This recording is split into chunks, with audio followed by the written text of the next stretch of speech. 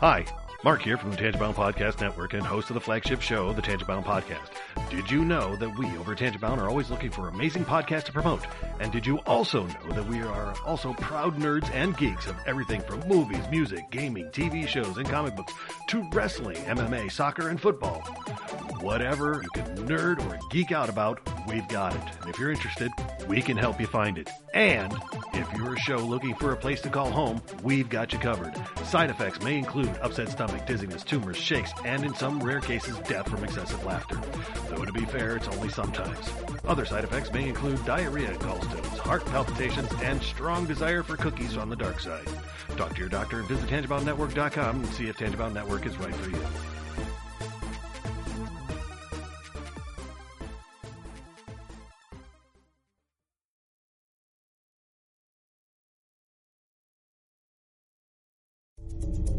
This is a Danger Entertainment podcast. DangerEntertainment.net's Danger Entertainment Podcast Network.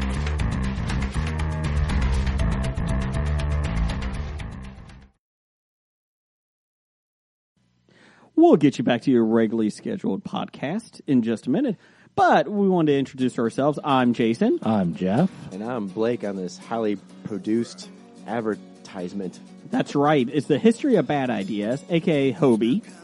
You can find us on Twitter at Bad Ideas Podcast and on Facebook at the History of Bad Ideas. But if you like a podcast roundtable with 3 to 5 guests, usually every week, depending on sick leave, talking about all things geek, including movies, TV. I ain't getting paid for this shit. Blake bitching about something and ranting, and comic books and anything else that we can think of. We have a top 5 list every week, along with a box office news, and somehow we have listeners. So they send us some feedback we answer every week. You can find us on iTunes, Stitcher, Facebook, Spotify, and any good podcast app, because if you can't find us on that podcast app, it's not a good podcast app. Damn straight. Roger says goodbye. Goodbye. We're not doctors, therapists, trained professionals of any kind, so if you feel you do need help, please reach out and get the help you need.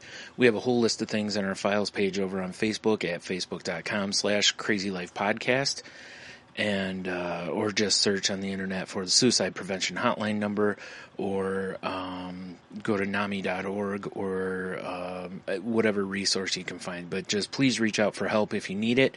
If you feel as though you're going to harm yourself or others, definitely reach out. And try not to be alone. Also, if you feel that way and you realize that you're writing a note or making plans of how you would do, like harm yourself or others, definitely reach out. That's a huge red flag. And lastly, please do not replace the idea of therapy with listening to this show.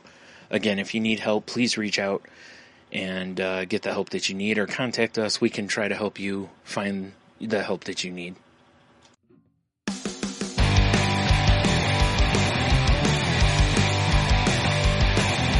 Life sucks to the last drop. Are you gonna blow your head off? Take good aim and don't forget to duck.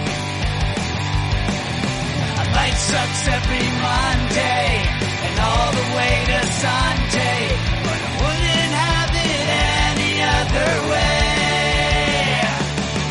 I don't care how you're doing, what's up or how's it hanging.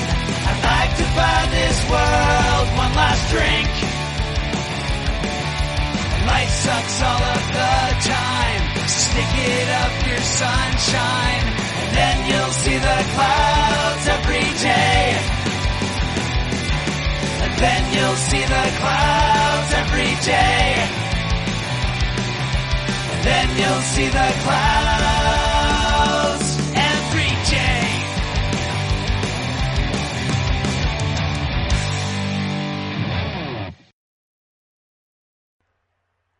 Hey everybody, welcome to a new episode of The Crazy Life. I'm Brian, and joining me as usual-ish, Heno. Yeah. Occasionally, Yep. maybe. Yep. And back to her old tricks and not being on the show is Jen.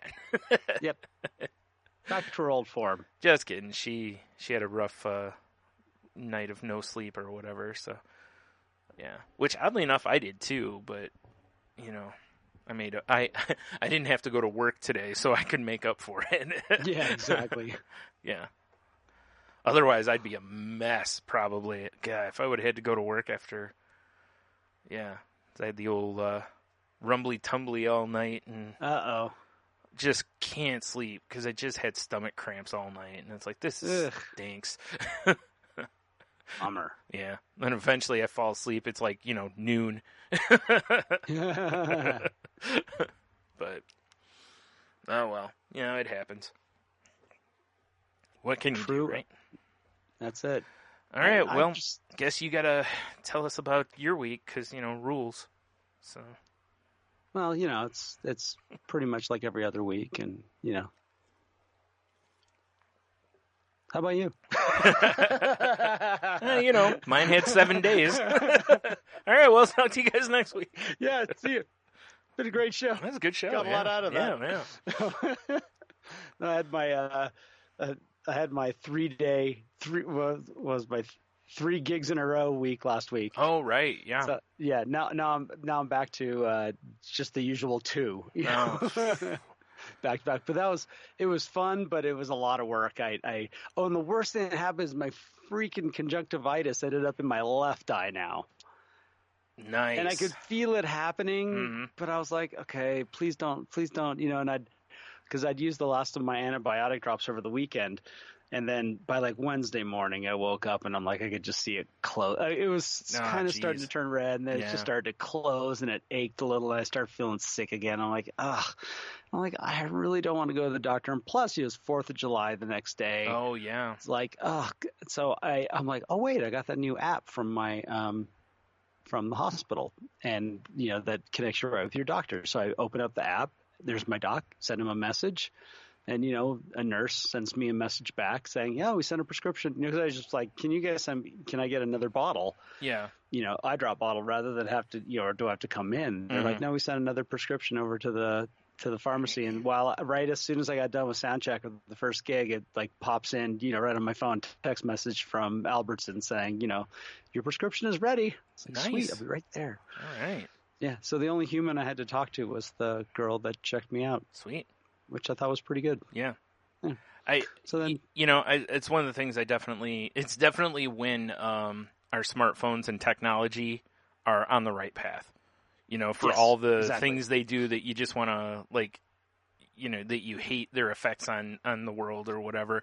That's the kind of stuff where it's awesome. Because otherwise, like you said, you wouldn't be able to call your doctor. The only way you'd be able to get anything would be to go to like an urgent care or a hospital or something to get a prescription. And then you gotta, there's usually 24-hour pharmacy somewhere. Well, I don't know about you. I mean, I'm assuming everywhere there's usually one that's a 24-hour or something, but.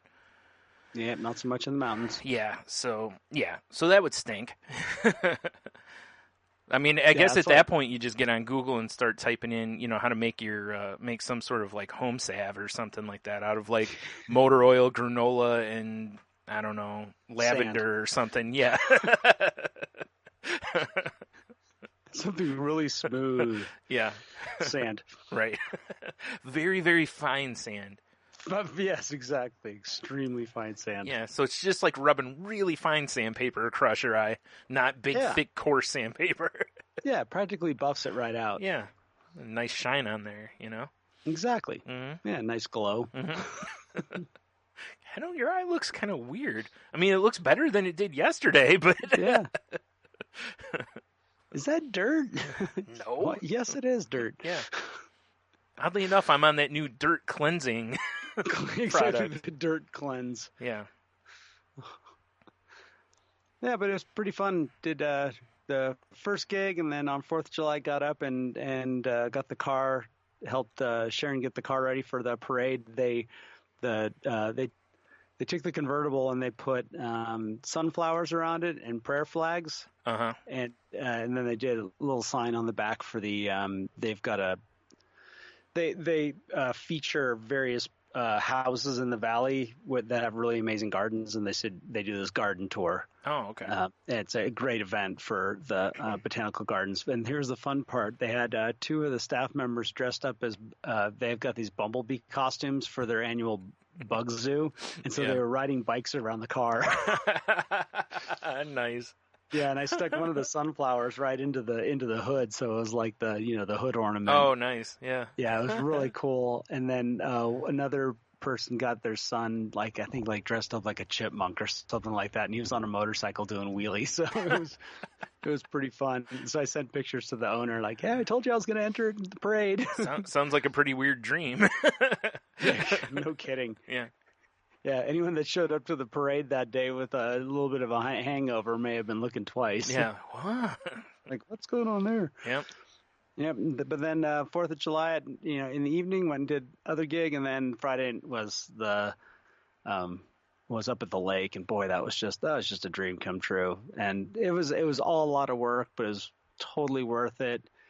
And you weren't really kidding about the view, man. That one picture where you could see the gear set up, and then just the mountains behind. That was awesome. Yep. Yeah. Yeah, and if anybody wants to see that, like I always say, my full name for Facebook, I have it. I made it a public post, so anyone can go and see that. And it was really neat. They pulled out a flatbed truck, and we set up on that. Ah, that's what it was. Okay. It was a trailer. Yeah, it was a flatbed trailer.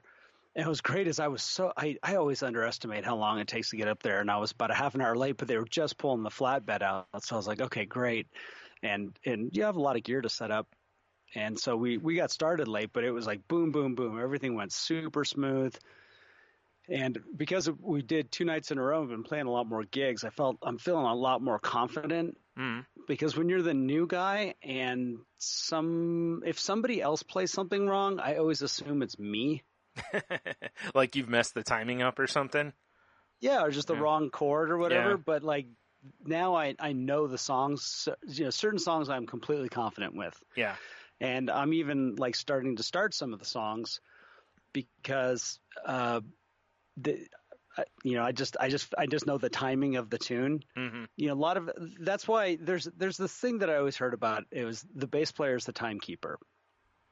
And everyone's like, well, the drummer's timekeeper. Mm-hmm. Yeah, that's the rhythm. And it's like, no, but the drummer's doing a lot of things all at once. Mm-hmm. Whereas the bass player is typically playing the simplest part.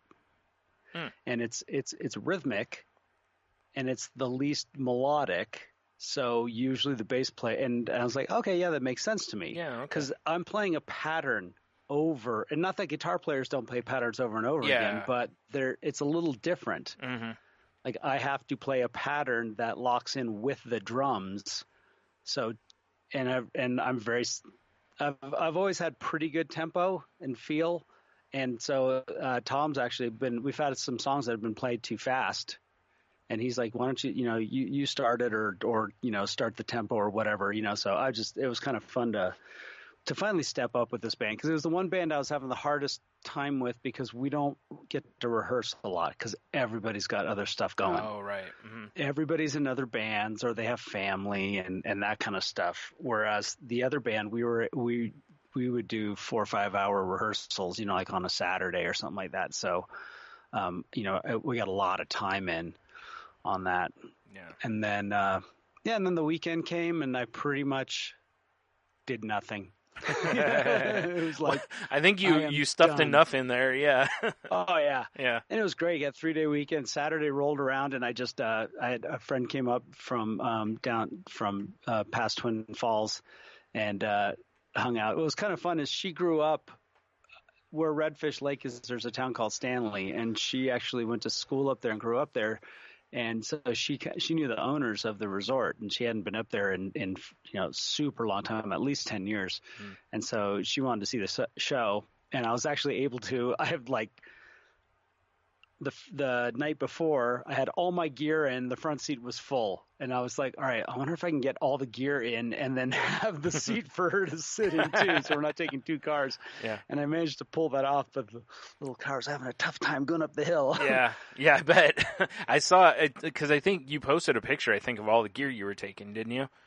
Oh yeah, I did. Yeah. Because I was like, why is he taking so much? Because I'm just thinking about what you need, And then I was like, oh, I'm sure he's taking stuff It's the for PA system. Yeah. Because at first I'm like, all right, I don't think one person needs 7 giant box things.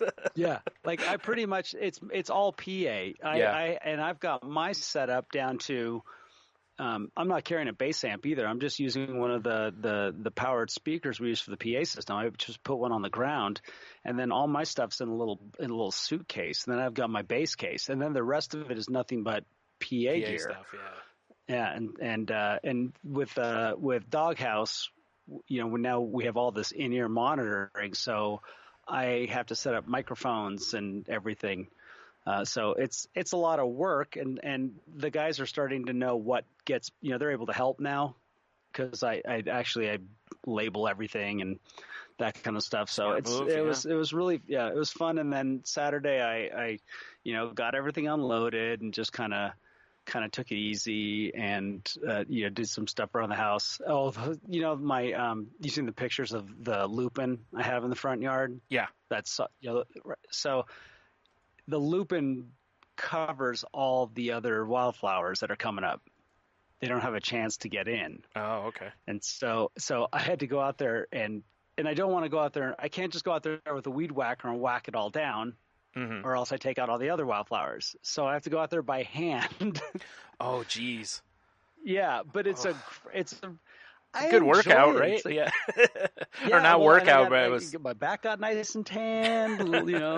Right. It was great. It wasn't too hot, but it's funny how this was the thing that my dad did. My dad worked on the yard, and I was always like, I would never do that, And here I absolutely love it. Yeah. It's really fun, and I step back and I go, all right, that looks all right. Wait till once the new wildflowers make themselves known, it's obvious where they are. Then I'll take a weed whacker and go through and trim everything down so it gives them some space and stuff. But yeah, I did that, and then I went to work on Sunday, and I got into work, and my boss sent a message: "You're in charge. I'm going on vacation. Be back on the 22nd." You're like, cool. Everyone go home early. No,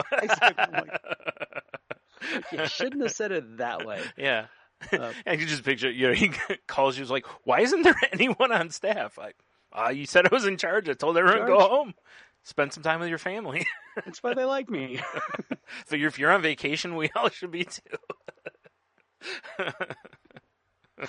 The funny part was that as much as I was like, yes, today at work, I was the only guy because one guy took the day off to do some family thing. And then Omar is on vacation. He gets back tomorrow. So I was the only person there on the maintenance staff. I was getting all the calls. But it's good. It feels good to be useful, Yeah.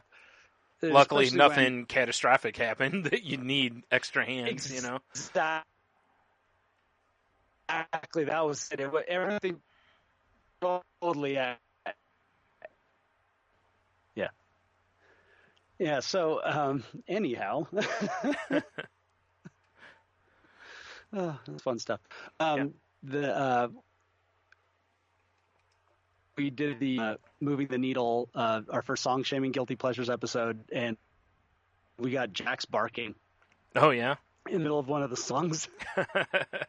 And so everyone was like, keep that in there, keep that in there. That's what I did Saturday night. So I did gig Wednesday night, Thursday night, Friday night, and then Saturday night and I learned something about myself, which was, we talk about this a lot, which is my ability to procrastinate. To absolutely avoid something. Yeah. For so long. Mm-hmm. And then when I finally jump into it, laser-like focus. Yeah. Laser-like focus. I hear you. I got a bunch of stuff to put on eBay. It. Yep. And I keep staring at it. And you're right. The minute I brought the files in and I started listening, and right away I was just boom, boom. And I had a list of things, edits I had to do just because we had a couple of screw ups, and I was like, okay, I need to change this part around. I was just completely focused on it, and it's just that reminder of my ability that I have these things about me that can be an asset or a liability. Right. Yep. You know, like that ability to focus when that is an absolute asset. I was locked in 3.5 hours I was edited. Yeah, I ran to the grocery store too, but that also, that same ability to focus on something gives me this ability to completely ignore it. Oh yeah. Just keep putting it off. Right. It's literally the same mindset. It's It's weird, and I'm just looking at the clock. But I think I needed that for the week was kind of acknowledging it and recognizing it. That the minute I got into it, it was like, oh, like it was not a burden. It was not difficult. It didn't take any effort. And I just need to remind myself of that like this is something you enjoy doing. Yeah. Yeah. You know, and then hopefully I'll get to jump into it, because I think it's weird how I forget that it's something I'm not sitting there frustrated the whole time. I'm just working towards the final goal. Yeah. And I've always been that way, and now I just need to remind myself going up to it to not put it off, because ultimately what happens is I get into it and then something else has to happen, like I need to go to work or blah blah blah, and I just didn't give myself enough time. Right. And I'm in it and I want to finish it. But that was like, I even told everyone on the podcast, you know, we have a little group text going, and I just said, I learned something about it, and I need to remind myself about this, is because I'm going to release that podcast on Sunday. So Saturday night I tend to not, unless I have a gig, I don't plan anything. Yeah. Because that's my Sunday, you know. It's I go to the grocery. I always go to the grocery store before they close, because there's nobody in there, and I do a quick shopping, get my stuff for the week, and other than that, I'm just home. And so, yeah, did that on that night, and it was overall it was a pretty good week. I really enjoyed myself. Health stuff aside, and then I also was, one of the things was I'm really trying a regular schedule at the gym, and with the gigs I was like, okay, you just gotta have to let this go. Just let it go. And yeah. But I'm there's Sharon and I had a little bit of I don't even remember when that was. It was within the last couple of weeks. We kind of had a little bit of at each other on some stuff, and it started on the phone when I was at work, which was just horribly inconvenient for both of us. Yeah. And it ended. Yeah, and it was about the car, and then we ended up here at the house, and it went, like usual. You just get into dumb little thing. However, it was really worth it, because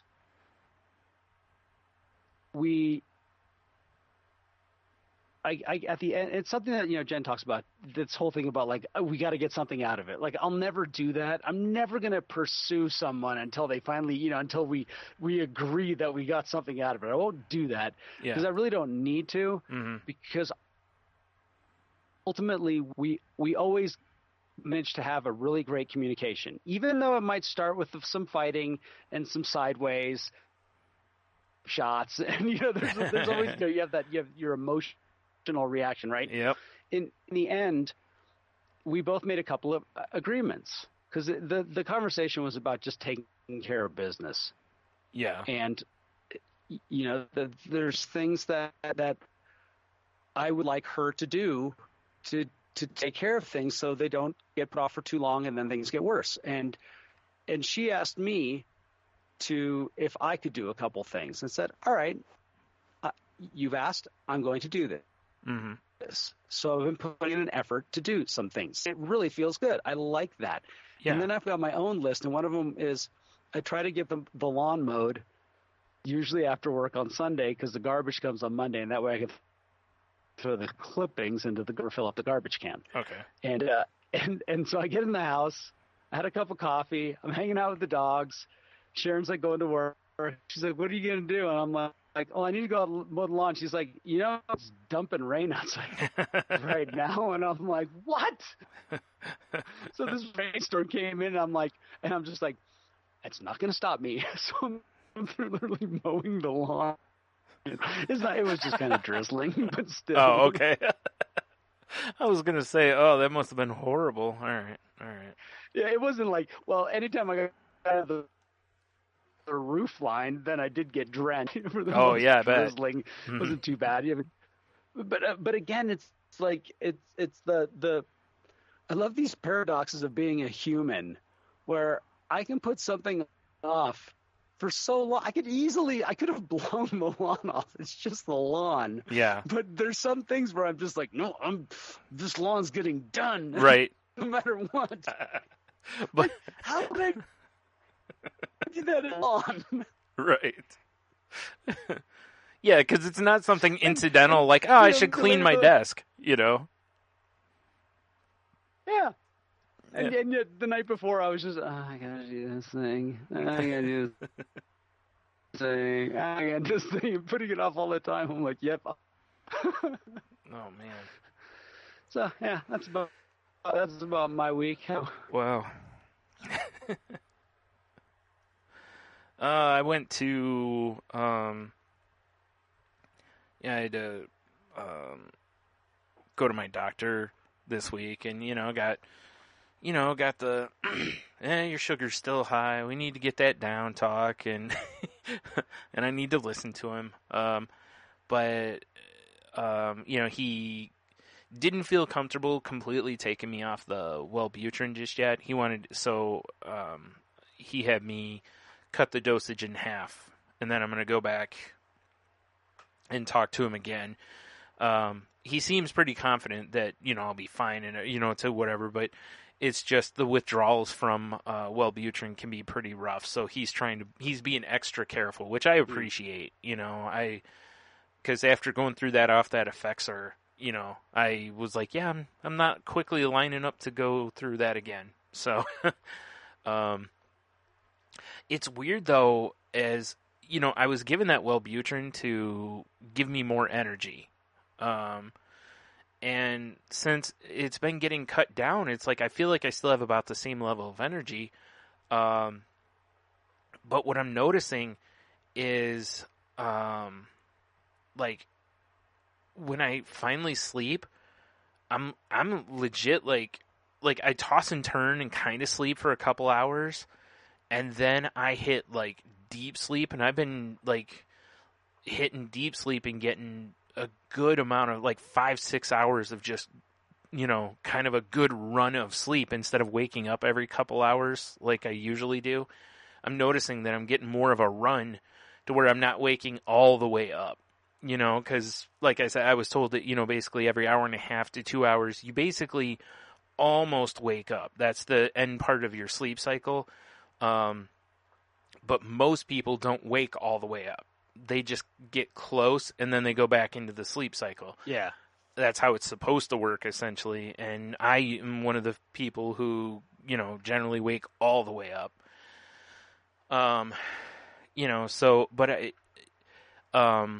But man, I'm finding it hard to get out of bed because I'm waking up from this kind of sleep, and I'm just like, I want more of it, like, like I get up and I'm rested, I have energy, all that, but it's just like I'm laying there and I'm like, I just want to lay here for another couple hours. I just want to, just get a few more hours of this kind of sleep, and, but I'm noticing like I can get out of bed. It's just, what I'm noticing is that the fight to get out of bed now is not as much the can't get out of bed, and it's more don't want to get out of bed. As far as, gotcha. I'm comfortable. It's everything, I've found that spot in the bed, like, so that's been good. My depression's been kind of, staying out of the way for the last couple weeks here, which has been nice. And, since going off of that and keeping a very similar level of energy, that makes me feel good too, because I'd really like to go off of that, so that's a positive. And my doctor, seems pretty happy about that because, he's very much I'd like you on as little medicine as, possible because, Yeah. So, but yeah, he said otherwise everything sounds or looks pretty good and everything. So that's good. It's just, he's a little concerned about, my carb intake and whatever. So I've been trying to focus again on, eating less, stuff that falls into that category and really trying to reemphasize eating more vegetables and fruits and stuff like that. So, because I've kind of gotten away from, like, I eat an okay amount of vegetables, but I'm definitely not hitting the, like, the recommended dose every day and stuff. I'm not getting enough of that. So, I've been really trying to focus on that a little more and, with water and stuff too, instead of drinking, other stuff. So I was doing really well for a while, like where I had cut pop almost completely out. I was drinking like the, the flavor seltzer water that isn't sweetened and all that stuff, and then I got back to, pop started tasting good. Next thing you know, I'm up to 2 or 3 cans a day instead of 1. And, then I got my new water bottle, and that cut it back down. And, I've been trying to keep it back to 1 a day. So even that I know is too many, but, because I've read all the numbers on how, hey, even if you just drink 1 extra a day, it increases your chances for this, and that, it's like, jeez.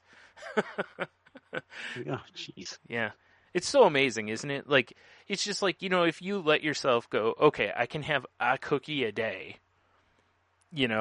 and then you'll hear something on TV and they'll be like, even if you eat 1 cookie a day, your chances of dying go up like 70%, and you're like, like, come on, I got to let myself have something. But yeah.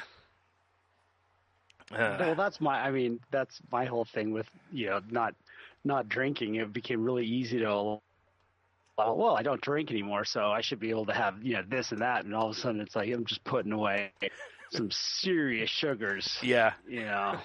Replacing one addiction with another. Yeah. Yeah. And it's so easy because you're like, oh, well, I'm doing so good here. Yep. That's why I don't, I've never really been one to use food as my reward kind of thing, because I know, I'll justify, like if I do, like I start changing the way I eat and I'll do really well for like, a few weeks, or I'll be like, I'm doing really well. I'm going to go ahead and have this. And then, the next day it'll be like, well, it's a couple of times won't be that, like, like I'm just justifying anything because, well, I've been good. And it's like, well, that's, yeah. But this is how you stay good, is by not giving in all these times. I mean, don't get me wrong. You got to let yourself have stuff, You have to. If you don't, then you're more likely to just binge on it. So, plus, what good is living if you can't enjoy some stuff, It's like, you got to let yourself enjoy some things,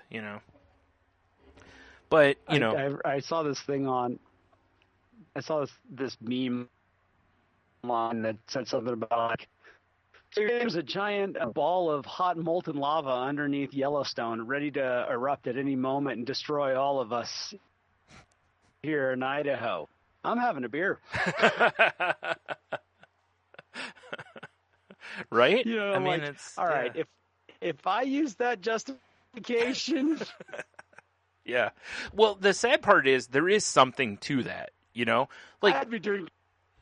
Like, literally anything could happen to any of us at any time. We could just keel over dead, or, some freak accident or whatever. You don't know. So it's like, it's why I see some people that are just always telling themselves no. And it's just like, God, I can't be that way. It's just not in me to do that, I mean, part of it too is, I had a friend die at, what was he, 21 or 22 or something like that, had the world by the short hairs, basically, and was putting money away, was starting to really do all the things you're supposed to do in life, and he's dead, You know, it's like, well, Yeah. you know, what good did any of that do? You know, like, but I also know that, you know, the way life tends to work is, you know, when you go full bore into that attitude, you tend to live till like 200. So, you know, it's a weird balance to try to find, you know, it's because it is. I hate when I see people that basically just, you know, it's like I've heard stories over the years of like, you know, the wrestler, the Ultimate Warrior, like used to go to the craft services table and he would take a chocolate chip cookie and just crumble it up in his hands and sniff the hell out of it and then throw it away. Oh, Because he didn't want to put it in his body, but the smell was so good to him that he wanted that smell, but he didn't want to put any. And I'm like in my head, I'm going, dude, just have a little taste. You know, break off a small piece of that and give the cookie to someone else or something. You know, like, or see somebody with a cookie and be like, yo, can you break me off just a dime-sized piece of that? I just need a taste. You know. But man, wow. Yeah. I just, like I said, I could just never be that person. You know? I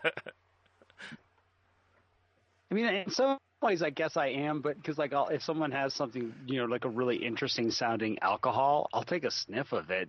Yeah. But I'm not sitting there going like, oh, wow. You know, it's like I go, yeah, that's interesting. Smells like pencil lead, whatever. Yeah. Yeah, that's usually about what it smells like. You're right. Yeah. I actually had that happen. It was some like a pepper vodka or something like that, and I sniffed it. I'm like, smells like a Ticonderoga No. 2. I'm like, what? Like, it smells like a pencil. Yeah. You know, when you just freshly sharpen a pencil? Right, yeah. You're not getting that? No? Like, Right. oh, Yeah. must be me. Right. Yeah, I hear you. How's that drink tasting now? Yeah, right? Yeah, exactly. It's like, wow.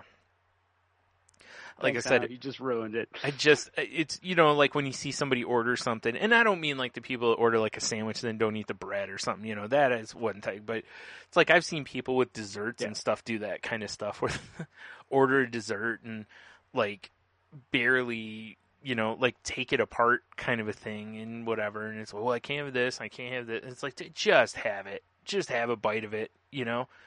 Like, or order it for the table, you know? That was... Yeah, the way we used to do stuff.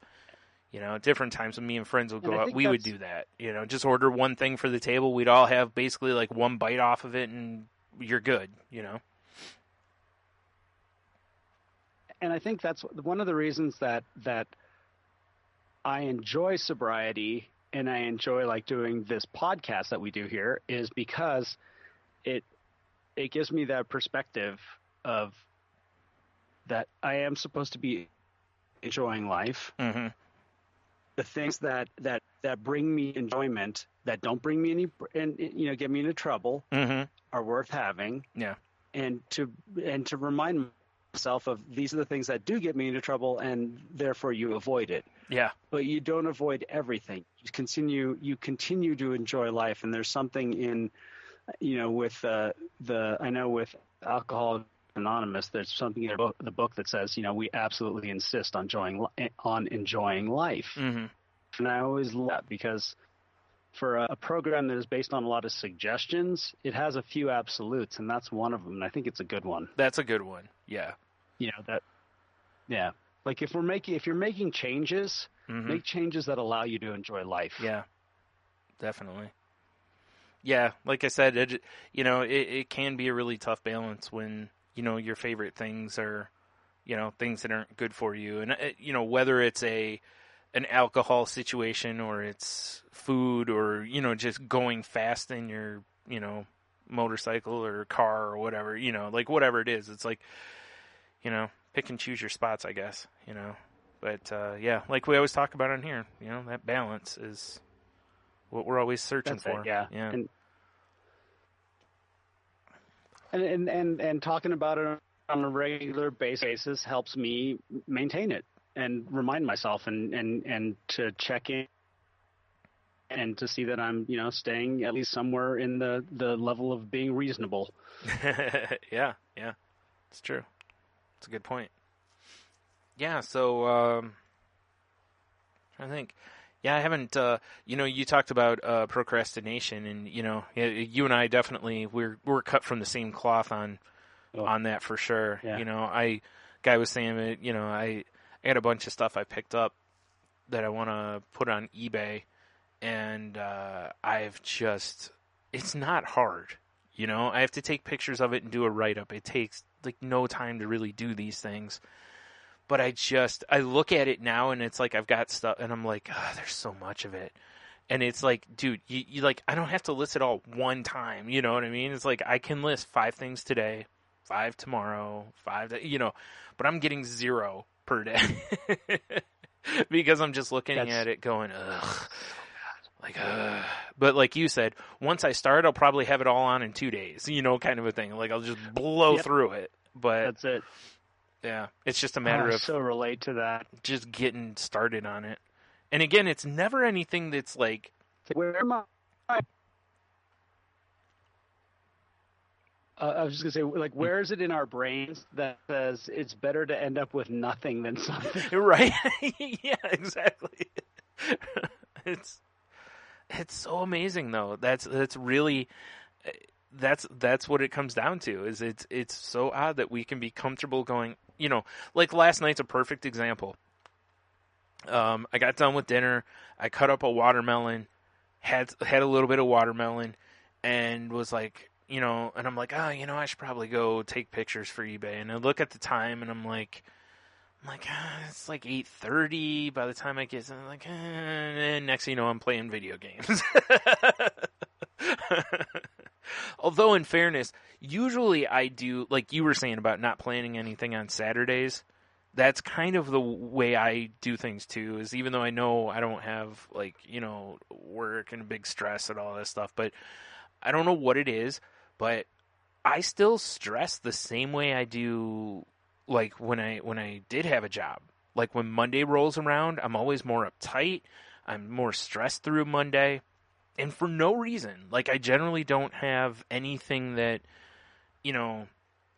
happens on Monday that, other than we do this, and this is not something I stress over. So, it's just weird how, and when I talked to my therapist about this at one point, and she basically said that that's very normal. Like, that so many people, even when they don't work, they still tend to have, like, almost like the normal work week of effect, to where even if they don't work, Saturday is the day when they want to do things. Like, they want to go have fun. Like, you don't want to do, like, grown-up things on Saturday. And, it's funny, that's how I am, is it gets to Friday night, we do Salty Language. So on Saturday night, I'm like, I'm not doing anything. I'm going to play video games, or I'm going to just listen to some music or watch something, And then on Sunday, it's like, okay, well, I got to put up Salty Language now. And Monday, I got, we do this. So, so I just basically block out Saturday on purpose. And then even though really I could do that any night of the week I want, yeah, it's just weird how in my head, it's like, no, it has to be Saturday because it's a weekend. You have to have some fun on the weekend. It's so strange. But yeah. So yeah, obviously I didn't get anything done last night other than playing some video games, but that's what I did too last night. Yeah. Although in fairness, I do count that as getting something done because it's something I enjoy, and I don't do it every day like I used to. So when I do, it does kind of carry a little more weight maybe than it used to me. So there is something to it. It's it's self-care. Yeah, for me, it was after getting the lawn mowed, it was like, okay, I'm doing every night for the last 4 days. I'm doing nothing. Yeah. I'm doing absolutely nothing. Mm-hmm. That's it. Yeah. I don't blame you. I mean, we've talked about it in the past where was it that one week when I did, 4 or 5 podcasts and whatever, and by the end of it, I was like, yep. I'm done. Like, this isn't even anything that's really work, but I'm done. Like, I don't want anything to pop up or have to go do anything or whatever, and that's kind of what I'm looking at this week. Is it's like I'm looking and going, okay, I finally don't have any doctor's appointments this week or any incidental stuff like that. So it's like, okay, So this week, it's like I'm pretty much out of excuses as far as not doing my eBay stuff, so it's time to finally kick myself in the butt and get going on some of it at least, so we'll see. I'll check back in next week, of course. We'll see how it goes.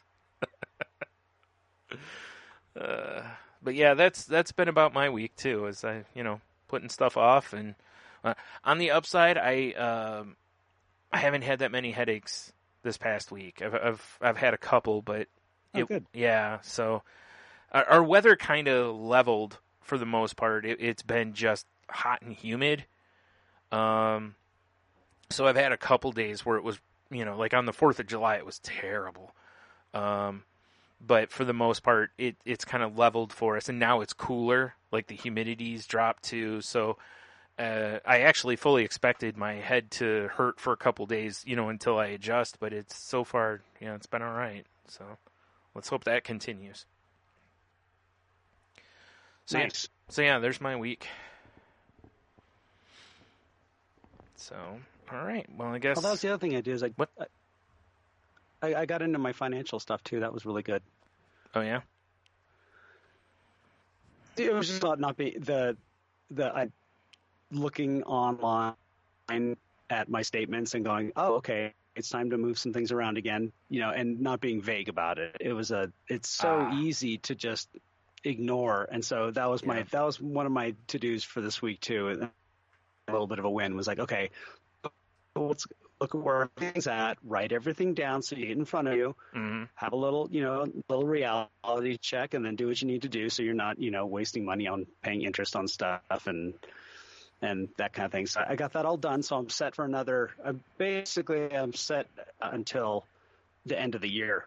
Oh, okay. Which is what I need. I need to get through Jamaica. I need to get everything paid off with the and then new plan for next year. So that's what I'm wanting to do with myself, is give myself a break.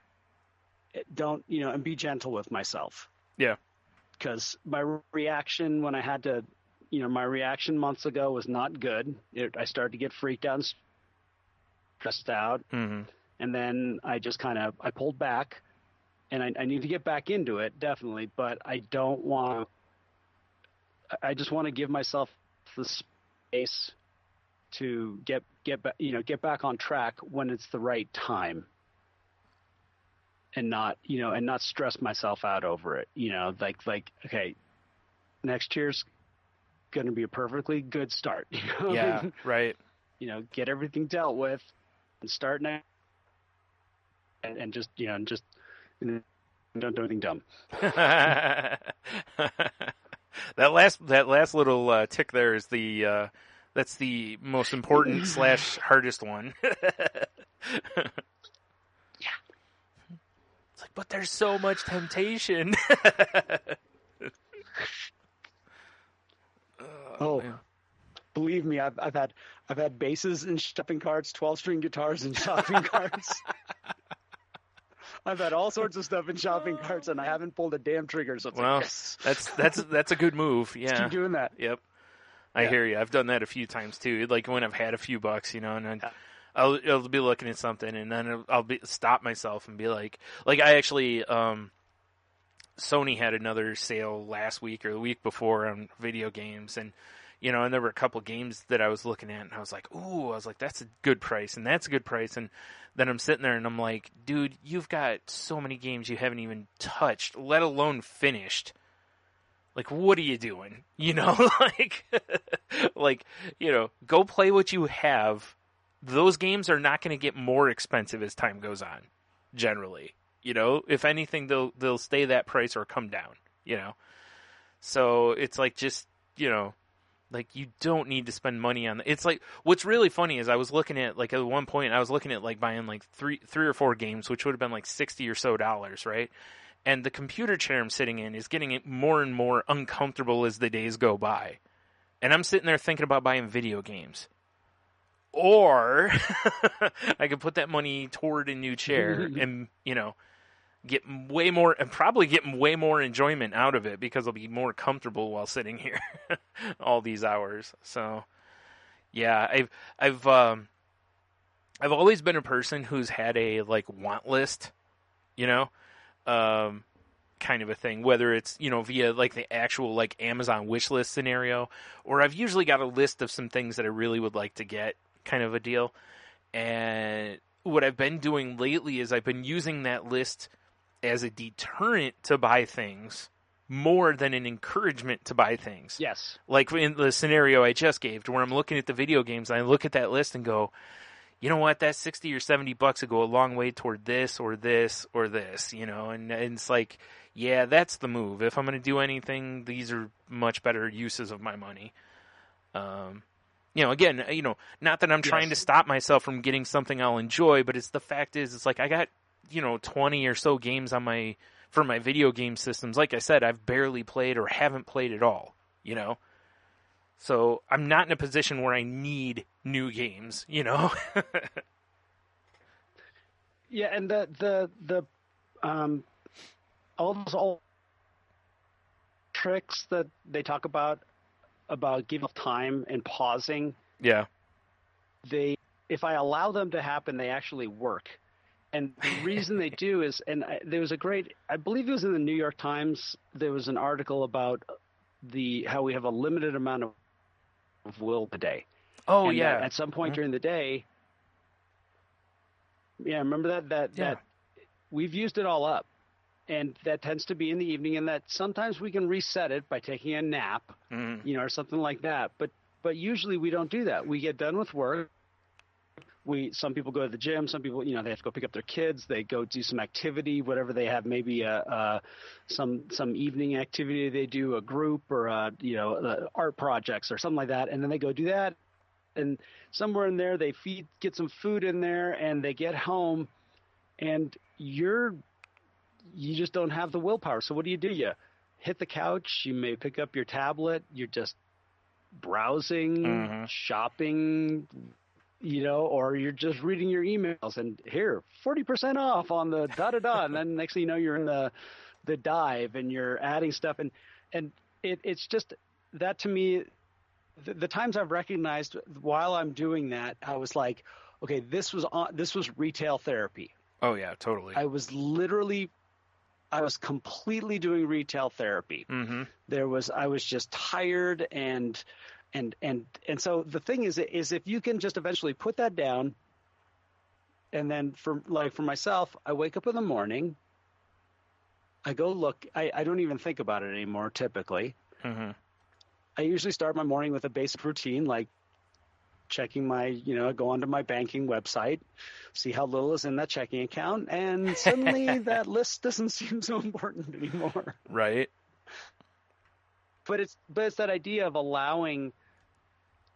I don't think there's nothing wrong with shopping. You know, I talk to so many people that are just like me, and especially in my 12-step groups, where we share this, like, you know, whether it was, you know, getting onto eBay or getting onto Craigslist, or you know, you're looking at that chair on the other side of the room, and the next thing you know, you're doing a deep dive into, you know, or the office chair or something, and you got 20 tabs open. We'd share this all the time, and you're looking at all of it, but ultimately there's nothing wrong with that, whether it's just killing time or doing something like that.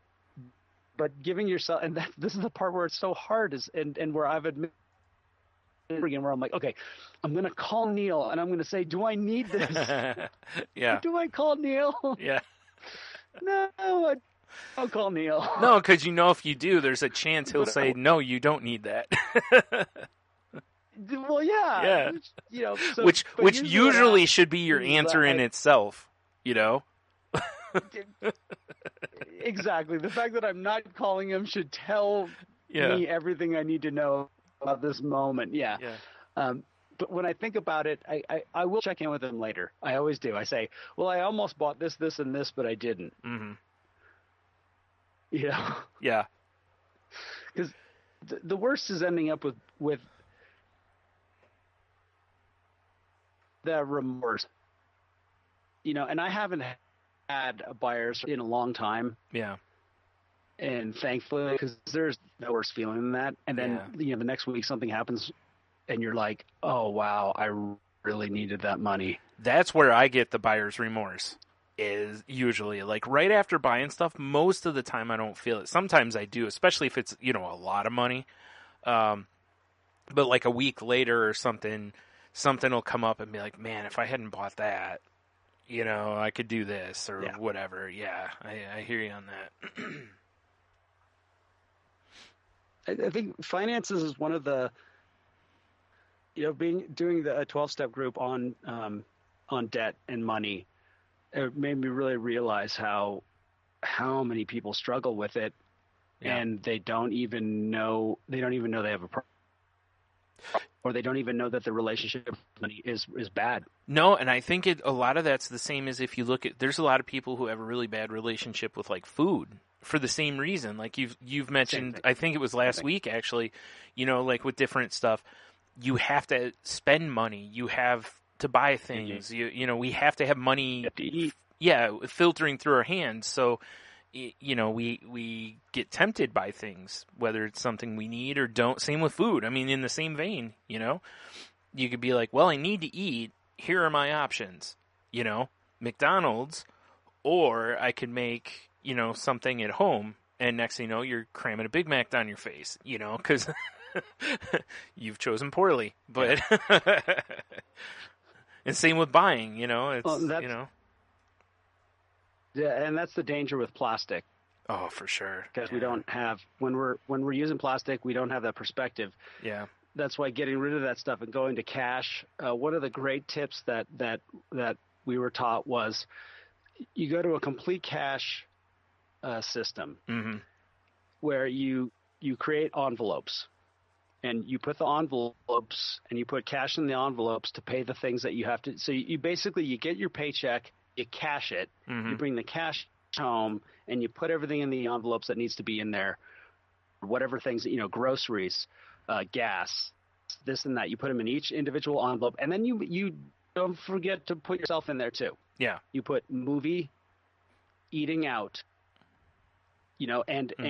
and maybe somewhere in there, and then you get to that last envelope of like, credit card company. Well, you know what? You come first. Because if you don't come first, then you're more likely to get yourself into trouble again. And I really have a lot of respect for that. Yeah. Like let's say you'd usually give $150 to a credit card payment. Well, if you do that, you're not going to see the movie. You're not going out to dinner. Okay, credit card gets the minimum payment this month. Mm-hmm. It's not necessarily the best thing to do, but you're doing already what you can for any more debt. Yeah. And the thing is you actually see the money. And this is about creating a healthy relationship. And I liked it, and I really like the idea of if you don't treat yourself like we've talked about already tonight, you're more likely. If most of my issues, and it was weird the first time I heard this, come from this either a feeling that I have right now that I may have of lack, meaning I won't have what I need, that and I won't have it's the idea of like, if I believe I have abundance in my life, and abundance doesn't mean stuff. It doesn't necessarily mean money. It's just a feeling of abundance that my life is full. I'm less likely to beat myself up, to look for where there's things missing, where I need to fill these things in. And so the opposite of it is like this constant feeling of I don't have enough, that I'm lacking. That's the little dude on, that's screwing with my head. And that if I can make myself right. And it's weird how many times I've heard that over and over and over again. And that's why taking care of ourselves and treating ourselves is important. Because otherwise, what we do is we force ourselves into a world of denial and lack. It's interesting, though, because I think what finally got that kind of stuff through my head, because, like you said, like I was always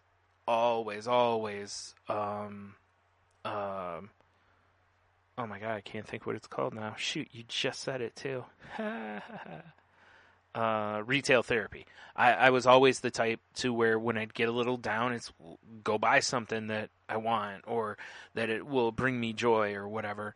And, you know, and the thing you find, not so much while you're doing it, but when you can't do it, is you find out just really like, okay, you go buy yourself a new whatever it is, you know, outfit, a watch, shoes, you know, you only get so much out of it. You know, there's only so much joy that you draw from the item, and then you're back where you were. It's very similar to, like, you know, drinking kind of a thing or whatever, you know, because you drink, the pain goes away, but eventually the drink wears off and the pain is still there. And it's the same thing with retail therapy or any other way that you know, self-medicate, essentially, is that you go buy something going, well, this will make me happy. And it does for a short burst.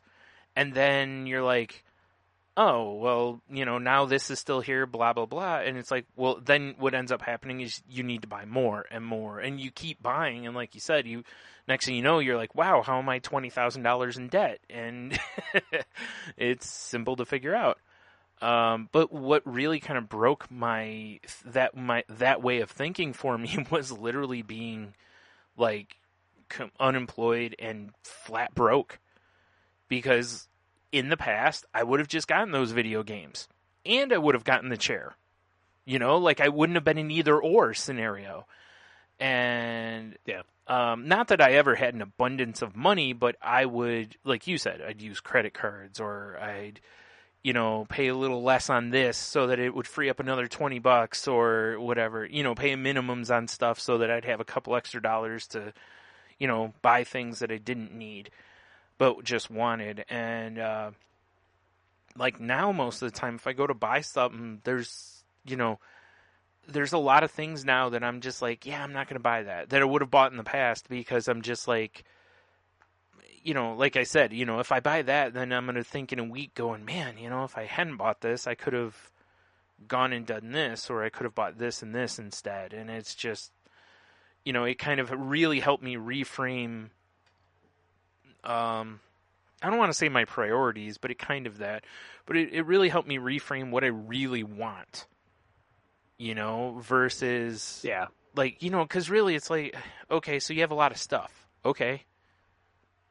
Nobody's impressed by you having a bunch of stuff, really, you know, like it's, or if they are, it's fleeting, you know. They're like, wow, you have a bunch of this. Cool. And then they move on to whatever, you know. So, like I said, you don't gain as much as you think you're going to gain just by amassing stuff. So,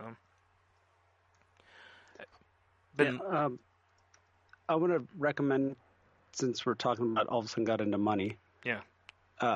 There's a book called How to Get Out of Debt, Stay Out of Debt, and Live Prosperously. And the author's name is Gerald Mundis. And that is a book that I read that I got a lot out of. And I'm trying to find, there's another one that it was written by a couple. Really quick, how do you spell his last name? Really, Mundis. Okay.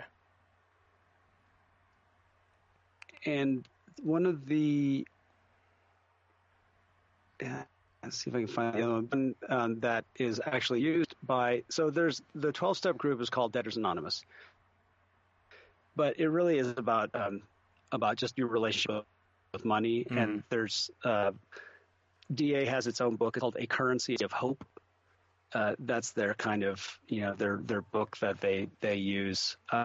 There's the one thing about Currency of Hope is it has stories in there. Mm-hmm. And it's not, a Currency of Hope isn't so much about like some instruction manual. It's about maybe it's an opportunity to read other people's struggles that they have, maybe relate to somebody. Yeah, right. And because from what I've learned is people have all sorts of weird reasons for spending money. Yeah, they do. You know, it's people pleasing. Yeah, it's some people literally get a high out of walking in the store and the whole process. Yeah. The relationship between them and the salesperson. Mm-hmm. Sometimes. Yeah. Is a big deal. I can relate to that from the music store, walking in and feeling like I've got a personal relationship with my dude, you know. Yeah. Yeah, and then other people have issues where something that they really should be spending money on, they have a difficult time, like like you have to have dental work done. It's going to be very expensive, and but that's something that's good for you. Yeah, it's and then how to get, and that's the one thing that Debtors Anonymous did, at least for me, was help me with that relationship and to learn where the underlying, I mean, it's like everything we talk on here, there's some sort of self-centered fear that drives everything. That's just the way it is. Yeah. And with so me, I know exactly really, what caused mine is the whole, growing up, like my parents, I'm not saying I had a bad childhood at all. It wasn't even remotely bad, but, my parents weren't rich by any means. So at a certain point, I got to where if I wanted video games and different stuff like that, like I had to go buy it. Like I had to work and, cut lawns, do whatever to make the money to go buy these things. And I think it's very much that not because of them, but I put my worth into what I could buy, for a long, long, long time.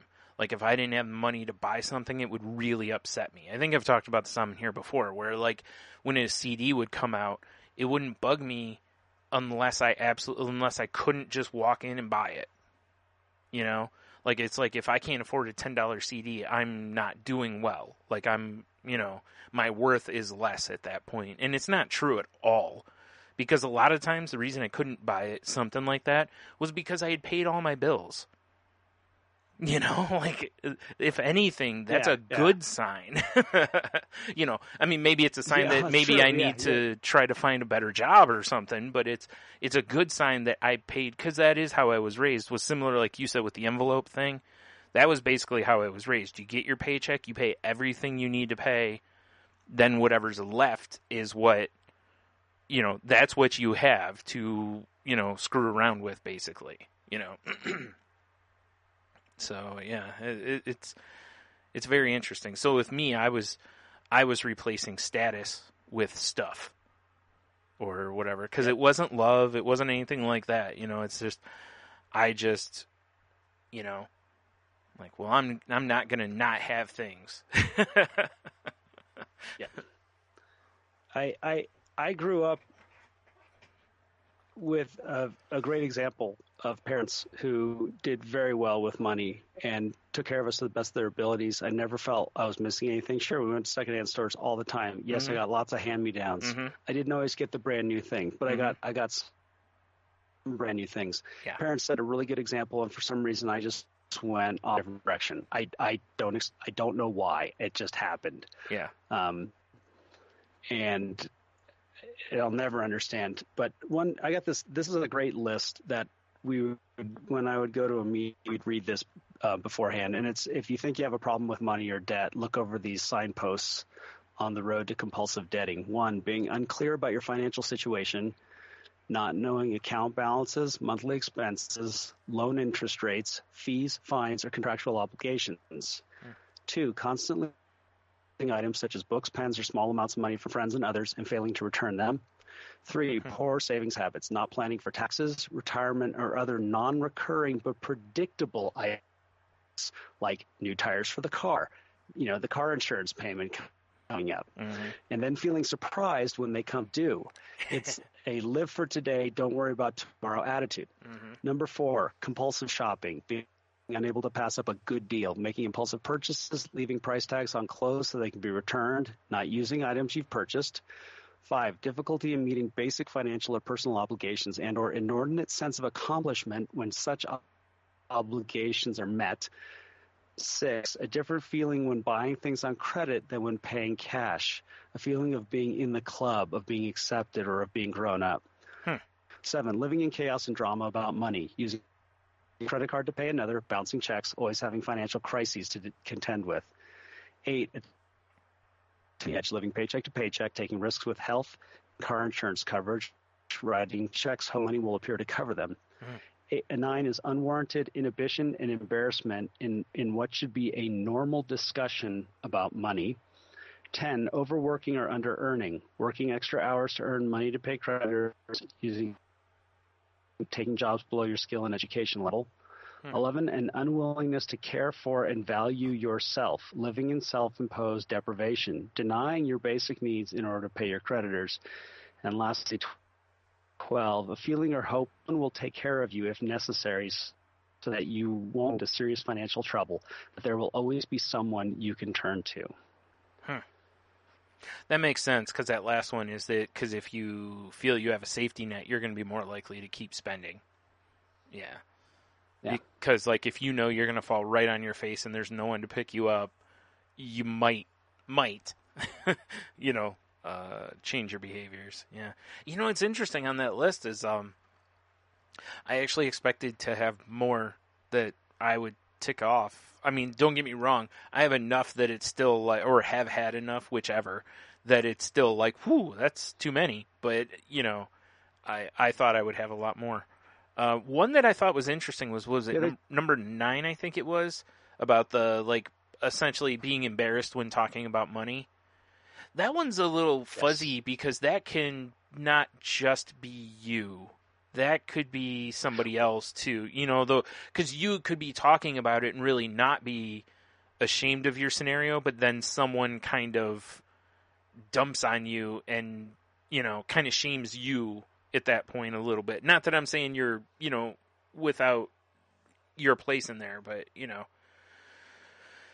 Well, this was like Sharon and I went through this when we were starting to look at her debt and trying to start getting her on a path to paying it off. And we were having a conversation, and I was bringing up these financial things, and she felt like she was being beat up. Yeah. That I was beating her up about it. Right. And I said, no, this is where we have to have a shift in our mindset. Right. In order for us to take care of this, everything has to be on the table. And it's like, I don't have control about your feelings about your debt. Yes, exactly. That's your deal. Yep. That's not mine. Yeah. These are factual things. This is what we spend money on. This is what you spend money on. It's not a judgment. She's like, well, it feels like one. And I said, again, you need to work on that. Yeah. Well, because we cannot move forward. Right. And in that scenario, I completely agree with you. I was meaning more of the type where if you talk about like, hey, I can't do this because, you know, like you're talking about your money and you're just being factual. Like, hey, I can't do this because I don't have the money. And then someone else gives you like, you know, tries to shame you into doing something because of, you know, like that's more of what I was meaning. But, you know, yeah, even then, I mean, that's still, too. Like, well, think about it. Let's say you have let's say, you are in a certain job, your friends work other jobs. They all are going to get together this weekend and go to blah, blah, blah spa for the weekend. Yeah. And you're sitting there going, I can't afford this. And you start to feel crummy. Right. And it's not really even that you've done something wrong. Yeah. Yeah. But I get what you're saying. The example you gave originally, that's more, I think, what this is shooting for. Is more of that kind of thing. Like when you're having a frank, honest discussion about finances and you feel embarrassed, like you don't want to talk to your accountant about money, or you don't want to talk to whatever, or even your spouse, like you were saying, you don't want to talk with your spouse about, and sit down and truly be honest with like, hey, here's our finances kind of scenario. So yep. It is a rough spot. And you're right. That really does come down to, that's part of the overall change in the, changing your mindset for all of it, is that, hey, you're at this place, but because you're at this place now doesn't mean you're going to always be at this place, And most people, if you feel like you're moving forward, if you're worried about other people's thoughts, as long as they see you moving forward, most people won't dump on you, They'll be like, oh, good for you. You're getting out of, whatever. Yeah, and the Mundus book had a great section on understanding what money means to you, meaning like what is the real of it. And I came to the conclusion real quickly that it was about security. Yeah, like that I consider money to be a form of security meaning that, like, literally I feel more secure. And I was like, oh, I don't want that. Yeah. I really don't want that. Once Yeah. I started to really look at it, like, there's this fear that so what it did is it really pointed out that because I get my job is a form of security. Mm-hmm. If my job is a form of security, I am very limited in my freedom. True. You know, and it was a great perspective. Now, that doesn't mean I've changed my job. Yeah. I love my job, Mm-hmm. and it does help pay. It's helping me pay off my debt. But just to get that kind of perspective on it, of like, oh wow, this could be an out of balance thing. Totally. If suddenly work Yeah. equals personal security. Well, and that realistically is where so many people are, and that's why so many people feel trapped in their job, because of that perception that this is my security. Like, I can't quit. Yeah. And, you know, and as a result, Yeah, you know, I'm- employers have all the power in that scenario, and then you have people working hours that they're not supposed to be working, or doing a bunch of things that's really not part of what they should be doing, and, you know, sacrificing their own lives because, hey, this project needs to get done and whatever, instead of going, yeah, no, like, you're not paying me to do this, you know? Yeah. Actually, I had a conversation with somebody about a week ago. They were talking about how their work scheduled an employee meeting, and they were like, yeah, it sucks. We didn't even get paid for it. And I'm like, what? I'm like, I'm pretty sure that's not legal. What? I'm like, if they demand you be there, they have to pay you. I'm like, otherwise you can just say, no, you're not paying me. I don't have to be here. Now, if you're salaried, you may have some gray area there I don't know about, but they're not salaried, they're hourly. And I was like, no. I was like, see, that's the perception that people have is, well, if I don't go, I'll get fired. And it's like, no, if you don't go, it's because they're not paying you. If you go and you let them get away with that, they will continue to do that. And that isn't right. And like you said, that, like with the security thing, these are the kind of things that happen As a result. Yeah. Of that. Yep. Yep. Yep. I just want to add that if any of these, you know, they typically say if you can recognize yourself in 8 or more descriptions that, you know, you may have an issue. The one great thing about There's Not is they actually do phone meetings. So if you have a certain amount of social anxiety, you can always get onto a phone meeting where you literally just put your phone on speaker and you can listen in Oh, that's on a cool. meeting that's going on. I think that's really great. Yeah. And a lot of the people that are in the group that I haven't been there for a while, but, you know, attending, a lot of them do a regular phone meeting every week just to get that little boost of, you know, especially when you start making the changes. You know, you've gone and you've made some changes. You're moving forward on a you know, whether it's a debt reduction plan or you know, you're working on not being as much of an under earner, meaning you're valuing your time more. Mm-hmm. Sometimes you just need to have that extra little bit of a boost, but you don't necessarily have a meeting near you, or you don't want to go to one.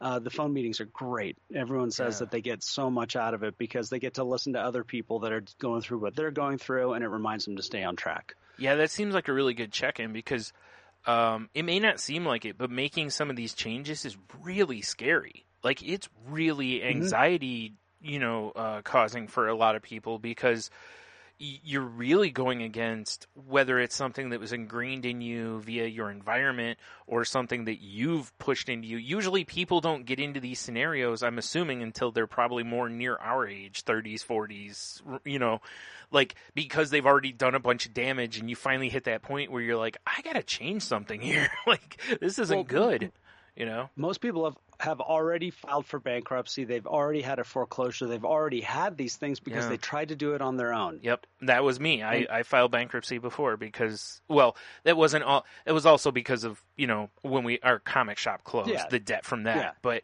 and it was, you know, because we weren't dumb and didn't have an LLC, so you know. Yeah. But at the time, though, like we wouldn't have made that, I wouldn't have made that decision to file bankruptcy if it also wasn't best for me overall financially. And it was, given where I was at. I had no job and a bunch of debt. So it was, that wasn't going to take care of itself anytime soon. And it was problematic. And as a result, you run into, like you said, those are not scenarios you want to go through. And trust me, if you've never gone through it, it's not something you want to go through. Because you talk about being embarrassed to talk about your money. When, like, my hearing that day, I had to sit in a room where everybody else who had an appointment after me was sitting in that room too. Yep. And everybody in there got to hear everybody's dirty laundry, basically, which I think is garbage, but whatever, there's nothing you could do about it. And you think you're embarrassed just to talk to one person. Picture having to get up in front of a room of people and basically tell how you failed financially.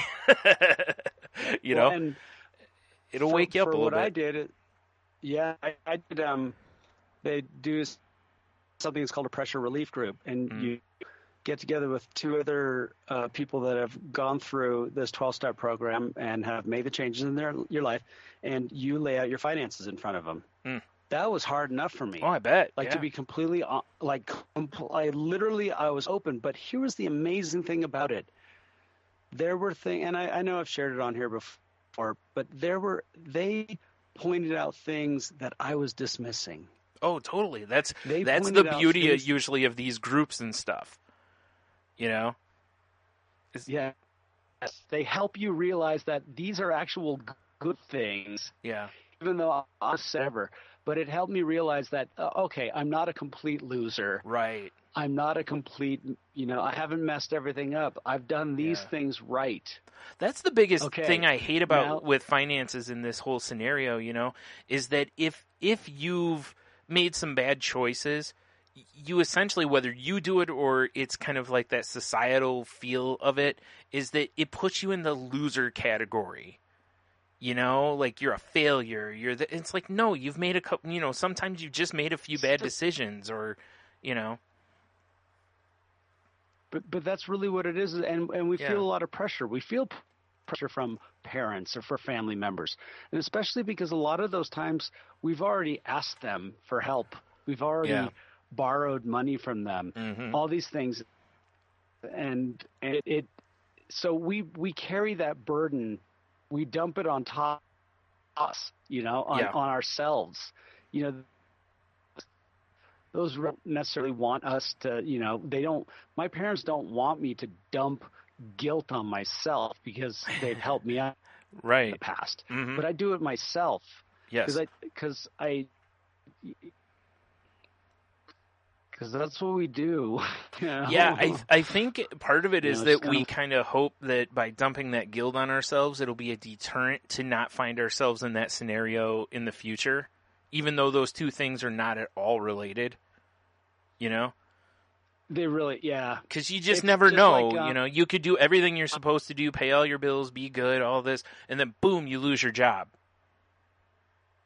Something totally out of your control, and you're like, oh, geez, and then you're in a bad way all of a sudden financially. That stuff happens. Yep. And you've talked about it with regard to your mental health, about how you thought knowledge was going to be the cure. Yeah. And, people have that with alcoholism. Like if I know everything there is to know about, that's going to help me. No, it doesn't help. No. And the beautiful part is, even with all that knowledge that I amassed, going into therapy like 2 or 3 times, I realized just how naive I was. Just how little I actually did know about what was going on, so. Yeah. It really, that's why, the 12-step groups, they talk about it being a spiritual solution, and I believe that. And it doesn't have to be a God solution. I'm just talking about that it's an inside job. Yeah. It's not about knowledge, and it's not about fear either. Those knowledge and fear can be motivators. Yeah. But they're not solutions. Right. They just aren't. That for me, it's always been about that emotional, that inside job of where that gut check happens, and there's a lot of ways that there's a lot of reading you can do too. You know, like I've already mentioned, these books can be a lot of help. However, there's nothing. I will always say it, and I know it's not easy. Talk to other people. You know, find someone that's already done it. You know, you can spend a lot of money on Dave Ramsey's programs, and he's done some amazing stuff. My sister got a huge amount of help from his program. I got a brother that's costs same money. thing. Yeah, my brother did it, and really, I mean, he had his house pretty much paid off in like no time. His van was paid off. You know, he had all this stuff. So he's, you know, got money for retirement now, and that's great. It works for him, you know. Now, I will say this. One thing, just as kind of a thing about this, is if you do go through a program like that, keep in mind that when you start talking to other people about it, a lot of times you might as well be talking religion to them. It's true. And it won't. So true. You have to have a certain level of financial situation for that to work.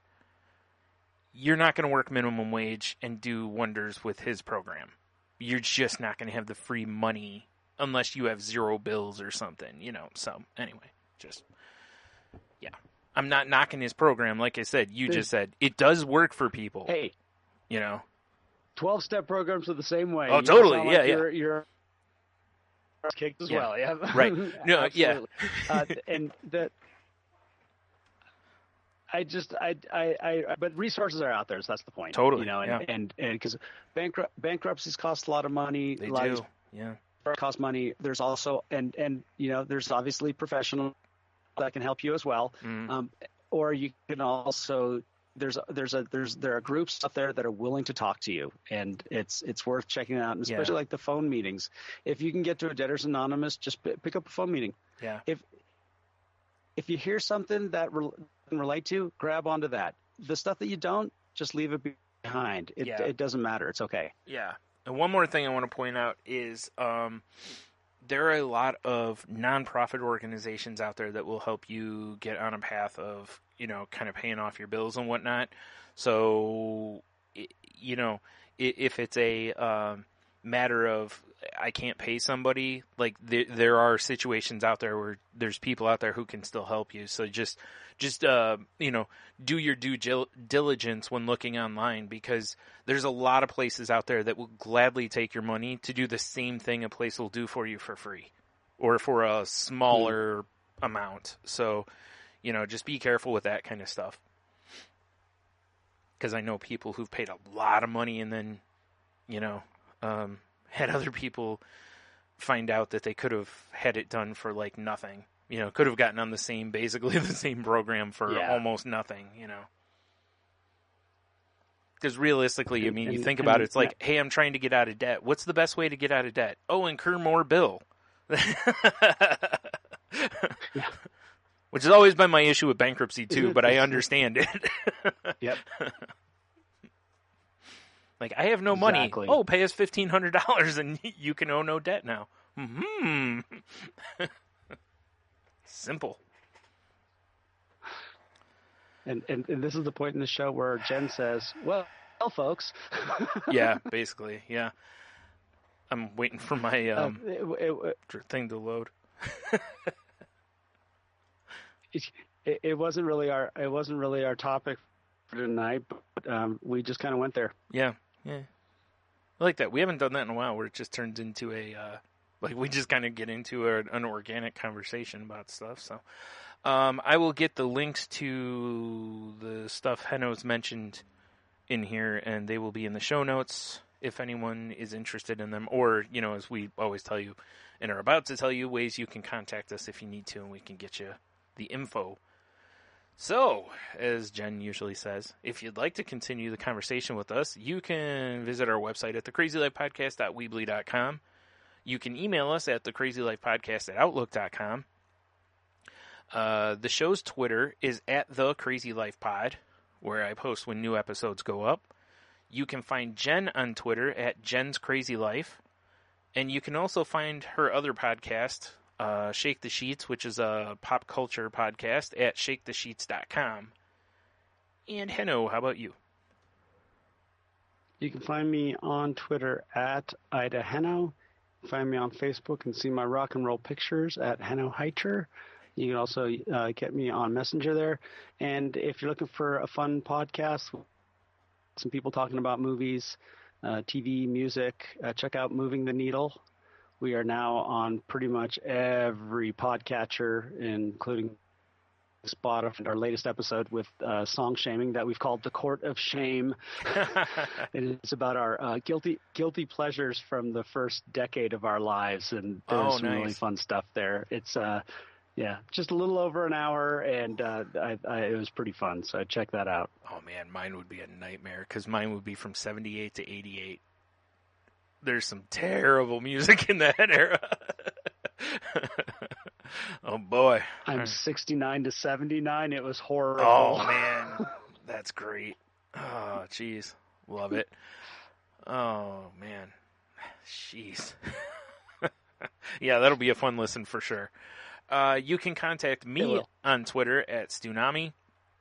You can find the other podcast I'm on, Salty Language, at salty_language, or at saltylanguage.com. And that show is not safe for work, so earbuds in.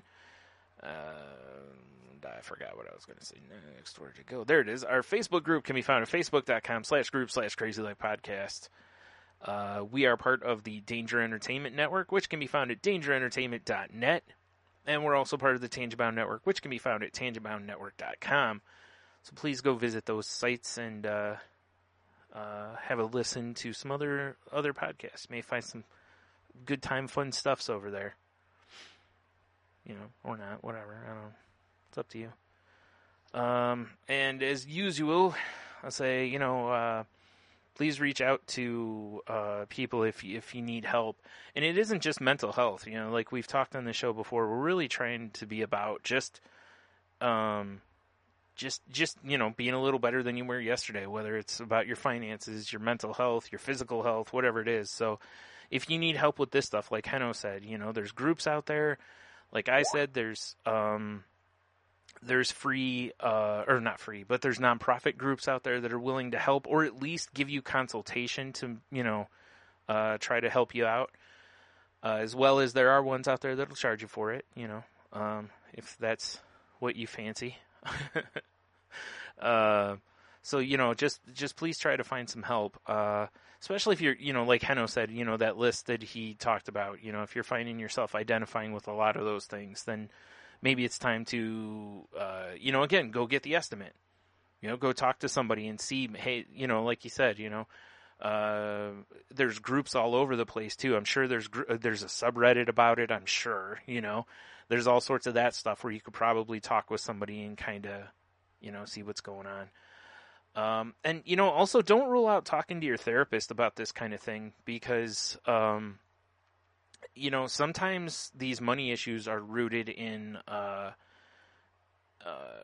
something within your, like I said, whether it's your environment, your upbringing, or somebody that, or just stuff you've, kind of valued yourself. Like some people feel, they're trying to fill a hole in their life with stuff.